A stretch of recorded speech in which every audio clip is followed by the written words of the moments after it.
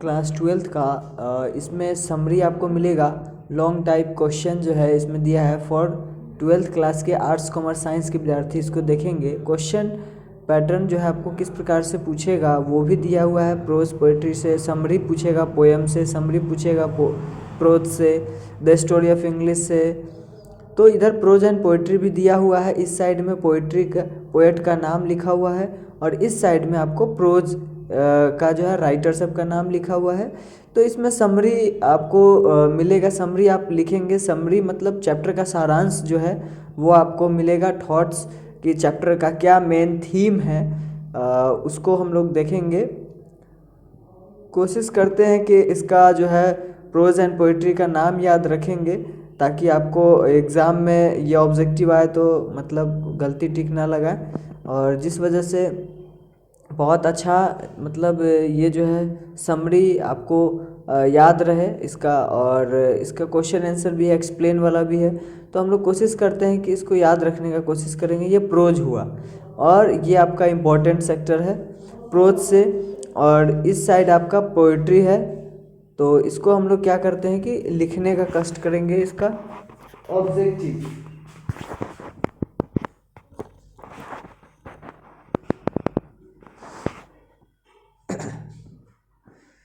चलिए, Indian civilisation and culture से दिया हुआ है, अबाउट द ऑथर समरी दिया हुआ है।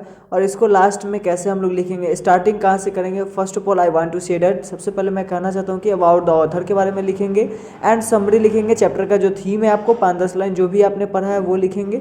और लास्ट में लिखेंगे कि रियली आई लाइक दिस एसे या जो भी वेरी मच बिकॉज ये इससे बहुत ही इंपॉर्टेंट है। मतलब जो भी आपको डिस्क्राइब लगेगा वो लिखेंगे। भारत इज़ माई होम जो है ये भी सेम पैटर्न पे इसका पहले अबाउट द ऑथर के बारे में, जो राइटर है हमारे उसके बारे में है। तो डॉक्टर जाकिर हुसैन इसको लिखे हुए हैं।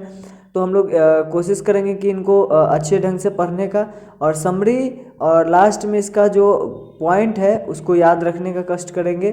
तो ये जो है हमारा इम्पोर्टेंट थीम था चैप्टर का। ए पिंच ऑफ सनफ भी है, I have a dream chapter से भी है, इसका सिर्फ समरी है। इसको 5 नंबर का ये आपके बोर्ड एग्जाम में पूछता है। तो हम लोग इसको देखेंगे और इसको याद रखने का कष्ट करेंगे कि कैसे हम लोग इसको एग्ज़ाम में आए तो कैसे हम लोग क्लियरिफाई करें, कैसे लिखें। और ये फिक्स है कि आपको प्रोज सेक्टर से आएगा ही, पोएट्री से आएगा ही, तो आप लिखेंगे इसको। और I have a dream chapter से भी है। पहले तो इसमें दिया गया है कि I have a dream is मतलब जो भी थीम है उस चैप्टर का स्टार्टिंग में वो लिखा गया। फिर 5वां चैप्टर का भी है, आइडियाज़ हैव हेल्प्ड मैनकाइंड, ये बेर्ट्रांड लूसन लिखे हुए हैं। एंड द आर्टिस्ट है, बहुत अच्छा कलाकार के बारे में है। इसमें सिब्बी जो है बच्चा 12 साल का रहता है, उसका पूरा कैरेक्टर है, कैसे गार्ड्स खोजता है मार्केट में जा कर के। एक बार एक टकला आदमी को देखने पर उसको लगता है कि गार्ड्स ही है। तो वो सारा चीज़ चैप्टर का पूरा थीम दिया हुआ है कि इम्पोर्टेंट लाइन क्या है, और ये जो है आपको कैसे टीचर कंप्लेन करने चले जाते हैं मम्मी के पास। तो ये सारा चीज़ इस चैप्टर का जो थीम है ओरिजिनल आर्टिस्ट का, जो कलाकार का, वो हमने इसमें चैप्टर में दर्शाने की कोशिश की है। उसके बाद है ए चाइल्ड इज़ बॉर्न, है ना, ये चैप्टर से है, ये भी समरी ही है इस चैप्टर का। नेक्स्ट है आपका how free is the press, press के बारे में, प्रेस रिपोर्टर के बारे में, कैसे फ्री है। तो वर्ल्ड वार में क्या हुआ था कि प्रेस को स्वतंत्रता मिल गई थी, तो वो सारा चीज़ छाप दिया था। कैसे क्या है पूरा कहानी, कैसे मिसयूज करता है, कैसे उसको दबाया जाता है प्रेस को, कैसे क्या है वो सारा चीज़, प्रेस की स्वतंत्रता पर कैसे अल्प विराम लगा हुआ है, क्या है नहीं है, सारा चीज़ आपको इसमें पढ़ेंगे तो इसका थॉट विचार और इसमें का आपको जो है कुछ जो है थीम भी समझ में आएगा कि क्या करना चाहिए, what is wrong what is right. The earth जो है आपका चैप्टर बहुत ही अच्छा है। ये जो है बेंजी का चैप्टर में कंडीशन है, पूरा इर्द गिर्द घूमता है बेंजी, और जॉनसन जो है उसके फादर रहते हैं। तो सारा चीज़ कहानी बेंजी के ही इर्द गिर्द घूमता है। वो सिंपल माइंडेड पर्सन रहता है, बकलेल रहता है, और उसका जो है ये चैप्टर में कहानी है कि वो बिजनेस करता है हेन का, मुर्गी का, और अंडा का व्यापार करता है, बहुत डेवलप कर जाता है। ये आपका VVI है। And ideas they have helped Mankind, ये भी है बेर्ट्रांड लूसेंट। ये जो है आपका a marriage proposal last chapter है आपका। यहाँ से भी आपको समरी लिखने को मिलेगा और ये आपका मोस्ट इम्पॉर्टेंट VBI है, ये आपके एग्ज़ाम में आ सकते हैं। तो इसको हम लोग क्या करेंगे, समरी को लिख लेंगे कॉपी में और इसको याद करने का कष्ट करेंगे, ताकि एग्ज़ाम में आए तो कैसे लिखेंगे, इसका थीम क्या है, इस चैप्टर में क्या कहना चाह रहा है। तो ये जो है 2023 के आपके एग्ज़ाम में आने वाले हैं और ये प्रपोज करने के लिए जाता है कैसे लिमोब नतालिया में झगड़ा होता है, फिर उसके फादर उसको बुला के लाते हैं। तो ये था। एंड हम लोग देखते हैं पोएम से भी है कुछ अबाउट पोएम, पोएट का बारे में दिया हुआ है। सो टेस्ट लवाई नोट कोई पहला चैप्टर है, फिर समरी दिया हुआ है कि in this poem the poet describe this important line true love in human life. ये जो है आपका ये जो थीम है ये मस्ट आपका जो है इम्पॉर्टेंट है। ये हम लोग इसको क्या करेंगे, समरी है आपका, है ना, ये 5 नंबर का आपके एग्ज़ाम में पूछता है। ठीक है, तो हम लोग कोशिश करते हैं कि सबसे पहले कि समरी के बारे में लिखें और लास्ट में इसको कैसे हम लोग क्लियरिफाई करेंगे, स्टार्टिंग कहाँ से करेंगे, लास्ट में कैसे लिखेंगे, बीच में क्या लिखेंगे, है ना। तो वो आप पहले से ही क्लियर करके रखेंगे कि क्लियर कि हमको कैसे लिखना है, क्या है नहीं है, सारा चीज़ इसमें। नेक्स्ट है इसमें सॉन्ग ऑफ माई सेल्फ, है ना। तो दूसरा चैप्टर है इसका सॉन्ग ऑफ माई सेल्फ का। एन एपिताफ है, माई ग्रैंड मदर हाउस है, द सोल्जर है। ये सब इम्पोर्टेंट गेस किया गया है आपके बोर्ड एग्ज़ाम में आने वाले, जो भी इम्पोर्टेंट है वही आपका समरी है, ताकि इसमें जो है दिक्कत ना हो। माई ग्रैंड मदर हाउस कमला दास लिखी हुई, ये इंडियन पोएट्रेस रहती है, कवित्री रहती है। और द सोल्जर जो है ये रूपर्ट ब्रूक, ये इंग्लैंड के कवि रहते हैं। तो वो सोचते हैं कि जहाँ हम मरे वो धरती को समझा जाना चाहिए कि ये इंग्लैंड ने ही इस धरती को पैदा किया है, इसने ही मुझे सारा चीज़, वो कंडीशन जो है वो जाहिर करते हैं कि अपना देश के प्रति क्या भेदभाव है और मतलब वो उनको देश से कितना लगाव रहता है, वो सारी बातें इसमें बताते हैं। तो कैसे इंग्लिश हेवन में बैठ के जाने की बातें करते हैं और क्या क्या मतलब रियलाइज़ कराते हैं लोगों को अपने देश के प्रति, वो सारा चीज़ इसमें कंडीशन में बताया गया। इसमें एक और है क्वेश्चन जो आर्ट्स और साइंस के बच्चे को भी दिक्कत नहीं होगा। मैकियावेली द मिस्टिक कैट भी है, ये भी इम्पोर्टेंट है। और टू ऑटम है, now the leaves are falling fast में लाइन को भी यहाँ पे लिख करके इसको बताया गया था कि किस प्रकार इस चैप्टर का जो थीम है वो इसमें जाहिर किया गया है। और टू ऑटन जो चैप्टर है हमारा उसको जॉन किट्स लिखे हैं, किस प्रकार से इसमें समरी है उसको पढ़ने का कष्ट करेंगे। ये आपका VBI है मैकियावेली द मिस्टिक कैट। ये Macavity the mystic cat TS Eliot लिखे हुए हैं, इसके जो राइटर हैं उनका नाम है TS इलियट।